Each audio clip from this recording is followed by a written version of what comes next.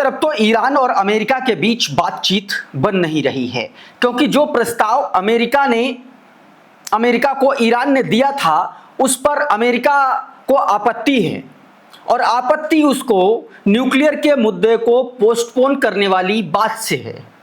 दूसरी तरफ इजराइल अपने इंटरनल कॉन्फ्लिक्ट में बुरी तरीके से फंस चुका है।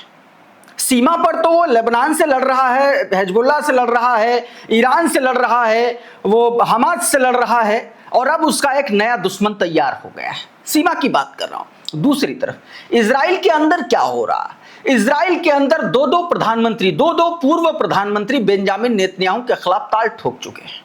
और इस बीच एक बड़ी खबर यह निकल के सामने आई है कि मिस्र इजराइल के खिलाफ मोर्चा खोलने के लिए तैयार हो रहा है।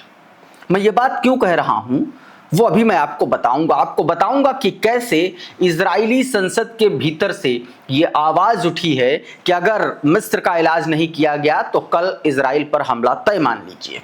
कल इन द सेंस निकट भविष्य में। बहुत सारी खबरें हैं। सबसे पहले इसी खबर पर आएंगे। दूसरी तरफ सीरिया सीमा से एक जुड़ी खबर है जहां पर एक साथ 700 बारूदी सुरंगें फट गई हैं। दावा किया जा रहा है कि ये इजराइल की बड़ी घोर लापरवाही है, लेकिन इजराइल कह रहा है कि ये उसके रक्षा मंत्रालय द्वारा चलाया गया अभियान है। बहुत सारी बातें हैं। सबसे पहले इस वीडियो को देखिए। अब ये जो वीडियो आप देख रहे हैं ये इजिप्ट की सीमा पर चल रहा सैन्य युद्धाभ्यास है, और ये युद्धाभ्यास जो दोस्तों मिस्र जो है वो अपनी सीमा पर सिनाई जो प्रांत है उधर उस साइड में उस इलाके में कर रहा है, जो सीधे तौर पर जिसकी सीमा इजराइल से लगती है। रशिया न्यूज ने यह वीडियो जारी किया और लिखा कि the Israeli cancelled calls on Netanyahu for urgent intervention over the Egyptian military exercise near the border. कहा कि इजरायली संसद ने बेंजामिन नेतन्याहू से कहा है कि जल्द से जल्द इजरायली सीमा के पास इजिप्ट का जो सैन्य युद्धाभ्यास चल रहा है उसको फौरन बंद कराया जाए, क्योंकि इसमें यह दावा किया गया कि इजराइल जो है मिस्र जो है जहां पर युद्धाभ्यास कर रहा है वहां पर कई बड़े हथियार, कई बड़े बख्तरबंद वाहनों की तैनाती देखी गई है।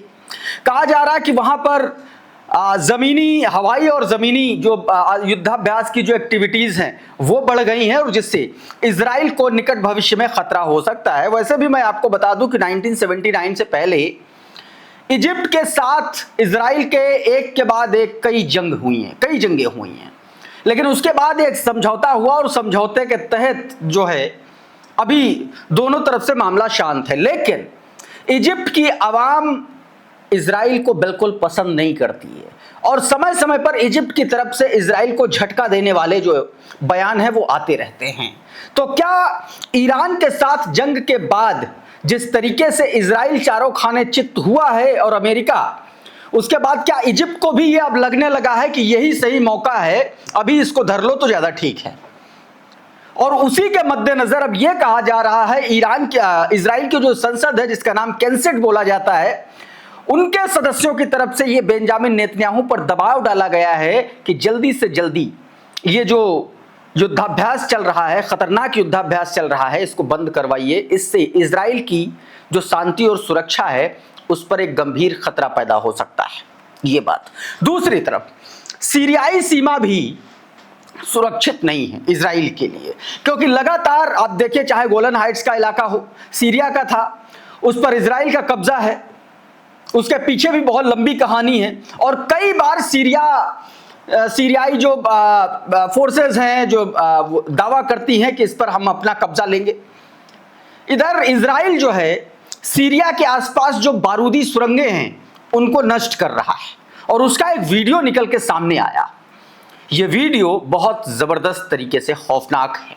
देखिए जरा, एक के बाद एक किस तरीके से 700 बारूदी सुरंगें फट पड़ी हैं। देखिए जरा, ये देखिए, जबरदस्त तरीके से एक के बाद एक 700 बारूदी सुरंगें जो हैं इस तरीके से इजराइल ने उड़ाई हैं, ये कहा जा रहा है। इजराइल कह रहा है कि सब कुछ एकदम अपने तरीके से हमने किया है, लेकिन कहने वाले ये कह रहे हैं कि ये बड़ा सिक्योरिटी इंसिडेंट है, बड़ा सिक्योरिटी के लिए बड़ा एक खतरा बन सकता था।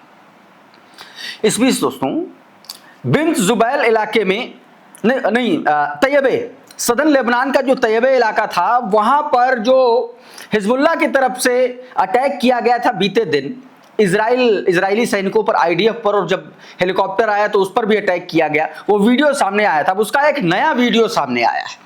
उसमें किस तरीके से हिजबुल्लाह ने पहले आईडीएफ के सैनिकों को आइडेंटिफाई किया, मार्कवा टैंक था उसको आइडेंटिफाई किया, फिर वहां पर हमला किया, और उसके बाद जब वो घायल हुए, ढेर हुए, तब जब हेलीकॉप्टर आया तब फिर से दोबारा हमला किया। अब ये उसका पूरा कंप्लीट वीडियो देखिएगा जरा आप। ये देखिए, ये टैंक है, देखिए रेड सर्कल में, और यहां पर आईडीएफ के सोल्जर्स भी खड़े हुए दिखलाई पड़ रहे हैं। देखिए एक पूरा नंबर्स में काउंट करके बताया है ईरान ने, माफ कीजिएगा हिजबुल्लाह ने। ये देखिए 6 सोल्जर्स थे यहां पर जिनको उड़ाया, और इसके बाद जो है वहां पर अटैक किया हिजबुल्लाह ने। ये धुएं का गुबार उठता हुआ आप देख सकते हैं। फिर उसके फौरन बाद जो है एक हेलीकॉप्टर आता है, वहां पर एक हेलीकॉप्टर उतरता है, और जैसे ही हेलीकॉप्टर आता है एक और धमाका होता है, और उसके बाद फौरन ये हेलीकॉप्टर जो है घायलों को लेकर के जाता है।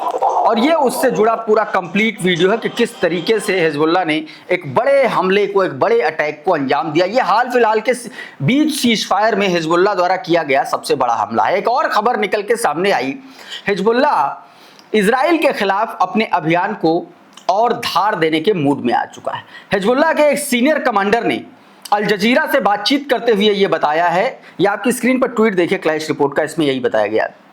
इसमें बताया गया कि हिजबुल्लाह के एक सीनियर कमांडर ने अल जजीरा को यह बताया कि अब हिजबुल्लाह जो है मार्टायरडम ऑपरेशन करने जा रहा है, यानी कि शहादत वाला ऑपरेशन। इसका मतलब सीधा सीधा आसान शब्दों में सुसाइड अटैक करेगा हिजबुल्लाह आईडीएफ पर। अब अगर ऐसा होता है तो एक तो पहले से ही हिजबुल्लाह के गुरिल्ला वॉरफेयर से निपट नहीं पा रहा है इजराइल, और दूसरी तरफ अगर यह ऑपरेशन हिजबुल्लाह आगे बढ़ाता है तो आप यकीन मान करके चलिए कि इजराइल के पास साउथ लेबनान को छोड़ करके भागने के अलावा दूसरा कोई ऑप्शन, दूसरा कोई रास्ता बचा नहीं है। और यह बात मैं क्यों कह रहा हूं, अभी जो मैं आगे 2 खबरें आपको बताने जा रहा हूं वो इस पर मुहर लगाती हैं कि कैसे इजरायली सेना टूट चुकी है। जरा तस्नीम न्यूज एजेंसी का ये ट्वीट देखिए। बताया गया कि Hezbollah disrupt Israeli celebrations as Israeli military faces unrelenting crisis. बताया यह गया है कि इजराइल ने हिजबुल्लाह के हमलों पे, हिजबुल्लाह से लड़ाई को ध्यान में रखते हुए नॉर्दर्न इजराइल और बहुत संवेदनशील उधर के इलाकों में इजरायली फेस्टिवल मनाने, गैदरिंग करने को लेकर के नए और कड़े प्रतिबंध जारी कर दिए हैं। इसके मुताबिक यह बताया गया कि उत्तरी इजराइल में सुरक्षा कारणों से बड़े समारोहों पर पाबंदी लगाई गई है। उनका जो पारंपरिक, इजराइल का जो पारंपरिक त्योहार होता, जो समारोह होता लैग बी ओमर, उसको भी कैंसिल कर दिया गया है। सेना ने कुछ इलाकों में गैदरिंग को लेकर के एक संख्या नियत कर दी है, 1500 से ज्यादा लोग इकट्ठे नहीं हो सकते हैं। यह अपने आप में बता रहा है कि दरअसल हिजबुल्लाह कितना जबरदस्त तरीके से इजराइल को नुकसान पहुंचा रहा है, और एक नुकसान पहुंचा रहा है उसको लेकर के इजरायली मिलिट्री एक्सपर्ट ने भी इसको लेकर के चेतावनी दी। जरा ये ट्वीट देखिए। इस ट्वीट में बताया गया कि इजराइल के सैन्य विश्लेषक एवी अश्केनाजी ने दावा किया है कि इजराइल की सेना अब यह मान चुकी है कि लेबनान में चल रहा मौजूदा अभियान अपने घोषित लक्ष्यों को हासिल करने में असफल रहा है। उसके अनुसार सेना प्रमुख एयाल जामिर का एक तरीके से कहा गया कि वो तुरंत उनको ठोस कदम उठाने की आवश्यकता है। उनके एनालिसिस में यह भी बताया गया, कहा गया कि लेबनान में चल रहे अभियान को अब सफलता की ओर बढ़ता हुआ नहीं बताया जा सकता। भारी सैन्य शक्ति और लगातार हवाई हमलों के बावजूद जमीनी हालात में निर्णायक बदलाव नहीं आया है और घोषित रणनीतिक उद्देश्यों की प्राप्ति स्पष्ट नहीं हो पाई। लेकिन दूसरी तरफ बेंजामिन नेतन्याहू अपना ही राग अलाप रहा है। एक बयान में उसने यह कहा कि जो सीजफायर के दौरान लेबनान में हमले चल रहे हैं वो अमेरिका और लेबनानी सरकार की सहमति से चल रहे हैं। छोटा सा हिस्सा देखिए सबटाइटल के इसके बयान का।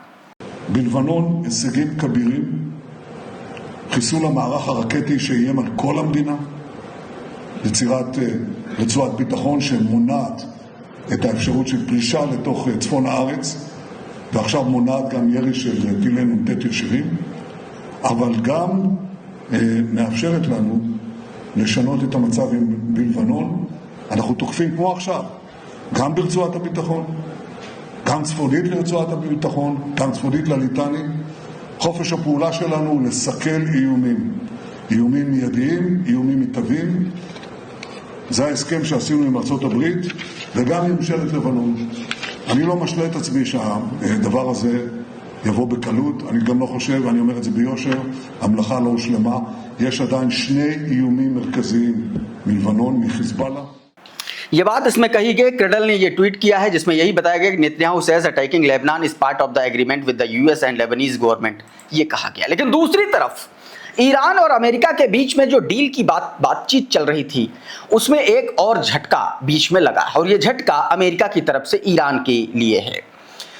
ईरान ने जो नया प्रस्ताव जो अमेरिका के सामने रखा था उसमें से एक बात मानने के लिए अमेरिका तैयार नहीं, हालांकि ईरान उसको भी कंसीडर करने की कोशिश कर रहा है, ऐसी खबरें निकल के सामने आ रही हैं। ये ट्वीट देखिए आपकी स्क्रीन पर, नरेंद्र नाथ मिश्रा इसमें बता रहे हैं कि अमेरिका ने ईरान के डील ऑफर को खारिज कर दिया है। परमाणु मसले को टालने की ईरान की मांग अमेरिका नहीं मानेगा। ट्रंप ने कहा है कि प्रेस के माध्यम से बातचीत नहीं हो सकती है। और इसके बाद यह कहा जा रहा है कि ईरान जो है वो नए प्रपोजल के साथ में एक तरीके से नए प्रपोजल पर विचार कर रहा है, यह बात कही गई है। दोस्तों मैं आपको बताऊं कि 58 दिन बीत चुके हैं इस जंग को लेकर के, और जिस तरीके से नेवल ब्लॉकेड है, स्ट्रेट ऑफ हॉर्मुज बंद है, उससे पूरी दुनिया के एनर्जी सेक्टर में तबाही मची हुई है। $108 प्रति बैरल कच्चे तेल के दाम आज की स्थिति में पहुंच चुके हैं। ऐसे में ये स्थितियां और ज्यादा गंभीर बन गई हैं। जब अमेरिका ने ईरान के इस प्रस्ताव को नामंजूर किया तो दूसरी तरफ पाकिस्तान पर ईरान के एक सांसद ने जबरदस्त हमला बोला। यह आपकी स्क्रीन पर क्रेडिबल न्यूज की यह खबर है। इसमें ईरानी सांसद इब्राहिम रेजाई ने अपने एक्स हैंडल पर एक पोस्ट किया जिसमें उन्होंने कहा कि पाकिस्तान पर भरोसा नहीं किया जा सकता, यकीन नहीं किया जा सकता है। पाकिस्तान अमेरिका की तरफ ज्यादा झुका हुआ है, वो अमेरिका के चिंटू की तरह एक्ट कर रहा है, इसलिए वो मध्यस्थता नहीं निभा सकता। और अब एक और खबर, इन्हीं तमाम धमकियों और बयानों के बीच मिडिल ईस्ट में अमेरिका की मौजूदगी लगातार बढ़ रही है। ये जरा देखिए, जरा इस मैप को देखिए, और ये मोमेंट बता रही है कि अमेरिकी जो फाइटर जेट हैं, जो उसके वॉरप्लेन्स हैं, वो किस तरीके से मिडिल ईस्ट में उनकी सक्रियता बढ़ी हुई है। बताया यह जा रहा है कि यह ठीक उसी तरीके की सक्रियता है जैसी 28 फरवरी से पहले थी, यानी कि जंग से ठीक कुछ दिन पहले जैसे अमेरिका ने मिडिल ईस्ट के अपने तमाम सारे सैन्य अड्डों में अपनी सक्रियता बढ़ा दी थी, ठीक वैसे ही यह सक्रियता बढ़ी हुई मानी जा रही है। और ईरान इस पर बहुत बारीकी से नजर रखे हुए है। माना जा रहा है कि एक बार फिर से क्या हमला शुरू हो सकता है क्या, इस पर भी लगातार चर्चाएं हो रही हैं। इसी बीच IRGC की तरफ से बयान आया, आपकी स्क्रीन पर यह ट्वीट देखिए मिडिल ईस्ट मॉनिटर का।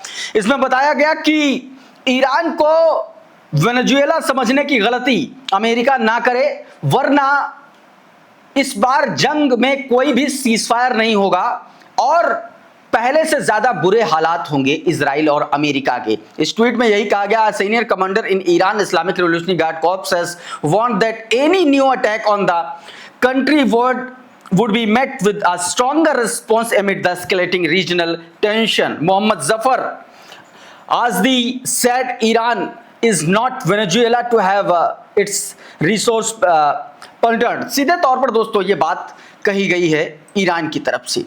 उधर ईरानी विदेश मंत्री अब्बास अराक्ची ने रूसी राष्ट्रपति व्लादिमीर पुतिन से बात की है। ये उनकी मुलाकात की तस्वीरें हैं। इसके बाद जो कुछ भी अब्बास अराक्ची ने कहा है, ये ट्वीट देखिए कोट अनकोट में क्या कुछ कहा अब्बास अराक्ची ने। ये उमाशंकर सिंह का ट्वीट बताया कि रूस के साथ सबसे ऊंचे लेवल पर बातचीत करके खुशी हो रही है। ये बात कही है अब्बास अराक्ची के द्वारा कही गई है, क्योंकि ये क्षेत्र बड़े उतार चढ़ाव से गुजर रहा है। हाल की घटनाओं ने हमारी स्ट्रैटेजिक पार्टनरशिप की गहराई और ताकत का सबूत दिया है। जैसे हमारा रिश्ता बढ़ रहा है, वैसे हम एकजुटता के लिए शुक्रगुजार हैं और डिप्लोमेसी के लिए रूस के सपोर्ट का स्वागत करते हैं। ये बात दोस्तों कही गई। तो साथियों, अभी के इस वीडियो में बहरहाल इतना ही। बहुत बहुत शुक्रिया, बहुत बहुत धन्यवाद। आप जुड़े रहिए आपके अपने चैनल द लाइव टीवी के साथ। नमस्कार।